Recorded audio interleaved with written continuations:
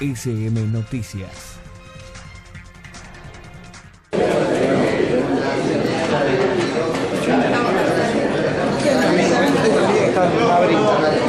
Se declara abierta la sexta sesión ordinaria del periodo legislativo del año 2012 y pido que por secretaría se lea el decreto de licencia del concejal Marchiolo.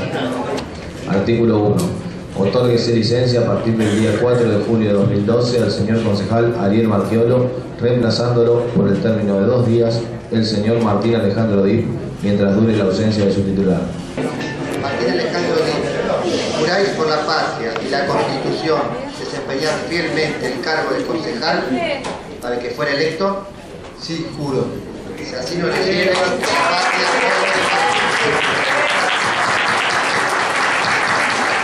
El Honorable Consejo Deliberante de Vicente López expresa su posición favorable a que el Honorable Congreso de la Nación sancione la correspondiente ley a efectos de eximir del pago del impuesto a las ganancias a los trabajadores de cuarta categoría, jubilados y pensionados. Habría que remontarse en realidad a lo que fue la creación de este impuesto, dirigido casi con exclusividad a las empresas multinacionales y también a las empresas de industria nacional, abarcando en realidad en menor medida a directores, presidentes y gerentes de alto rango de las mismas, cuyos ingresos multiplicaban por 10 el sueldo en ese momento de un trabajador. Ese fue el verdadero espíritu de la generación de esta norma. Por problemas de recaudación, no este, sino distintos gobiernos, echaron mano a este proyecto de una manera complicada, fácil en realidad para recaudar más, pero complicado desde el punto de vista de los trabajadores, bajando el mínimo no imponible para el cobro de dicho impuesto a valores prácticamente irrisorios, al punto que el actual gobierno, que se jacta de ser un proyecto nacional y popular y hace hincapié en la inclusión social, literalmente, porque no se puede decir de otra manera, le mete la mano en el bolsillo a los trabajadores y sobre todo también a los jubilados que han trabajado toda su vida para tener una vejez sin sobresaltos. Es difícil hablar de equidad cuando más de 1.850.000 trabajadores y, lo que es peor, a cerca de 200.000 jubilados son literalmente asaltados en sus saberes por un impuesto que no debería alcanzarlos bajo ningún punto de vista. Es difícil hablar también de igualdad cuando le ponen precio a las asignaciones familiares, y para algunos padres la asignación familiar por su hijo es 0 y para otros 270 pesos. Si no se regulariza en forma rápida, además, esta situación, se va a fomentar aceleradamente el trabajo no registrado, pero por propio pedido de los trabajadores. Nadie discute el caso de presidentes de compañías o de sueldos que superan valores de los 100.000, 200.000 pesos que se han alcanzado por este tipo de impuesto para buscar equidad en los que menos tienen. Ahora, para poder darle a aquel que llega con su sueldo al día 5 o aquel que no tiene trabajo, es una barbaridad meterle la mano en el bolsillo a aquel que no llega a fin de mes y llega nada más que al 15.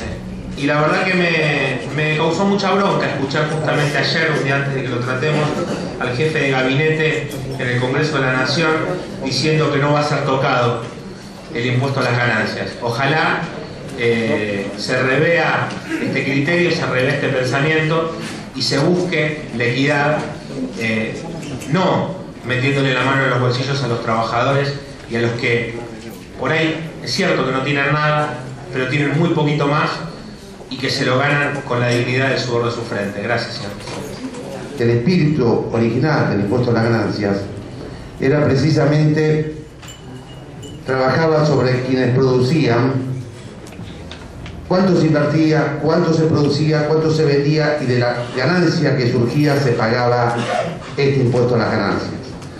Es cierto también lo que decía Arenas que en un momento de emergencia como el que nos tocó vivir en el 2001, hubo que aplicarlo, fundamentalmente apuntando a aquellos gerentes de las grandes multinacionales que a lo mejor ganaban, yo creo que ganaban mucho más de lo que dice Arenas. Arenas es bondadoso cuando habla 10 veces más que un trabajador, muchos quizás 50, 60 veces más. Pero jamás, digo, y este es el concepto a lo mejor ideológico donde está equivocando el gobierno nacional, el trabajo fue considerado una ganancia. El trabajo no es considerado una ganancia. Jamás fue por el peronismo considerado una ganancia. El trabajo es considerado trabajo por el peronismo. Por lo tanto, acompaño plenamente este proyecto, que creo que es un acto de justicia que se trata de hacer, y bueno, espero, como decía Arena, que el gobierno recapacite. Lamento también lo expresado ayer por el jefe de gabinete, pero creo que este gobierno está repensando esta situación, porque los trabajadores, más con la crisis que estamos viviendo en Argentina, esto ya no se sostiene. Muchas gracias, presidente. Voy a aclarar que desde el punto de vista sindical la posición es clara.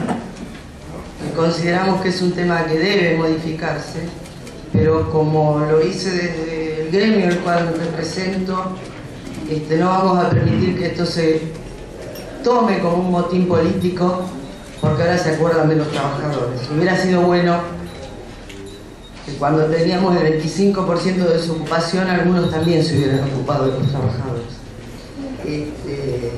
Y no tengo dudas que la compañera Cristina va a tomar la decisión que tenga que tomar, como ha hecho con cada una de las cosas que tuvo que tomar decisiones, al igual que hiciera el presidente Kirchner. Pero con apretadas no. Y qué casualidad, que quienes criticaban al secretario general de la CGT hasta hace un poco más de un mes, ahora parecen hermanos de leche. La verdad que no es una casualidad. Así que yo quiero pedir en principio, señor presidente, la votación nominal, porque bueno, tengo al respecto, y vuelvo a repetir, no tengo dudas que la compañera presidenta va a tomar la decisión que tenga que tomar en favor de los trabajadores, como ha hecho desde que asumimos este gobierno. Gracias. Hay un gran olvidado de este tema, que es el ex ministro de Economía Machinea, que fue el que cambió la tablita y puso unas escalas que en el año 99 la escala más baja era hasta 10.000 pesos, de 0 a 10.000 se paga el 9%, y a partir de 10.000 pesos, $10.000 en aquel momento, y de esa tablita no se habla, ¿no? De cambiar esas escalas, porque obviamente más allá del mínimo no imponible, eso no se cambia, ¿no? Me parece que hace falta una reforma integral tributaria. O sea, yo y nosotros estamos de acuerdo con que hay que actualizar el monto del mínimo no imponible, que hay que actualizar las escalas de la tablita, que hay que hacer que los jueces paguen ganancias, porque los jueces no pagan ganancias, y los jueces deben pagar ganancias como cualquier ciudadano, porque todos somos iguales ante la ley. Que no es justo que trabajadores que ganan, en algunos casos, muy poco más que el mínimo de convenio, porque hay convenios que tienen un mínimo garantizado de 4.000 pesos. Lamentablemente hay muchos gremios que no tienen esos mínimos, y seguramente por eso no son afectados del impuesto a las ganancias, como son los trabajadores municipales. Entonces me parece que esto es más allá de las interpretaciones políticas, esto es un tema que todas las centrales sindicales lo vienen planteando en la Argentina desde hace muchísimo tiempo, y si, como se dice, bueno, lo pagan el 19% de los trabajadores, seguramente el otro 81% no lo paga porque sus ingresos están por debajo de 5.000 pesos, y obviamente está muy afectado por la canasta familiar. Entonces habría que preocuparse porque el otro 81% no lo paga. Pero en realidad, esto no quiere decir que haya que eliminar. Yo no estoy de acuerdo que haya que eliminar. Lo que hay que ponerlo en un nivel que signifique un ingreso que esté por encima de la canasta básica elemental, como es la que marca el INDEC, Entonces ahí tendrían que contribuir como contribuyen en todos los países del mundo cuando los ingresos son muy superiores al salario promedio. Queda aprobado en general en particular, 20 votos por la positiva, 2 votos por la negativa. Queda aprobado entonces el proyecto de resolución de 9 artículos y oportunamente se comunicará al Departamento Ejecutivo. Solicitar al Departamento Ejecutivo gestione con la provincia de Buenos Aires un convenio para trasladar a una nueva locación para el Consejo Escolar de Vicente López. Este lugar donde está ahora el Consejo Escolar era un anexo de la escuela número 6 y servía como vivienda del encargado del colegio. Luego se amplió y se reformaron varios sectores, pero nunca se lo acondicionó para personas con movilidad reducida. Les quiero contar algunas de las cosas con que no cuenta este Consejo Escolar. Ascensor ni salidas de emergencia, matafuegos verificados y recargados a la fecha, puerta con apertura hacia la calle y sin barra antipánico, escalera lo suficientemente ancha en caso de evacuación, baldes, mangueras, tomas de agua y rociadores de techo, plan de evacuación, baños acondicionados para discapacitados leves o severos, indicadores luminosos de las salidas y luces con autonomía en caso de corte de luz. Este proyecto cuenta con el aval del Consejo Municipal para la Integración de Personas con Discapacidad y de la Secretaría de Desarrollo Social de la Municipalidad. La ley contempla la supresión de barreras arquitectónicas, es la 22431 y la 24314, del Sistema de Protección Integral de Personas Discapacitadas.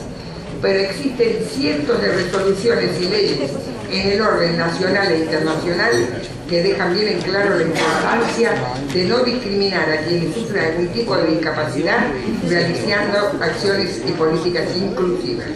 Porque de esto también se tratan los derechos humanos, de que todos tengamos las mismas oportunidades de tener una vida digna. Gracias, señor presidente.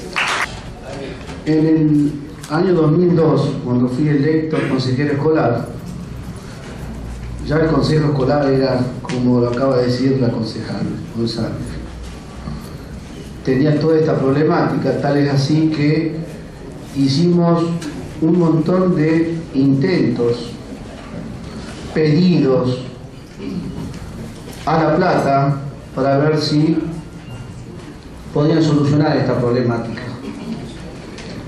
Una problemática que viene de hace muchos años, no es de ahora. Parece que lo vieron ahora, que la problemática está. Pero desde hace muchos años que viene con esta problemática. Sé que el intendente García tenía una idea de llevar el consejo escolar a la escuela 4.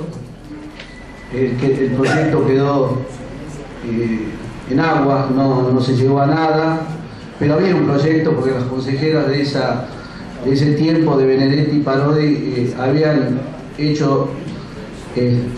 llevado esa propuesta al intendente y él les había dicho que iba a tratar de hacerlo, ¿no? Porque realmente es, como dice la concejal, lamentable dónde está hoy el Consejo Escolar de Vicente López.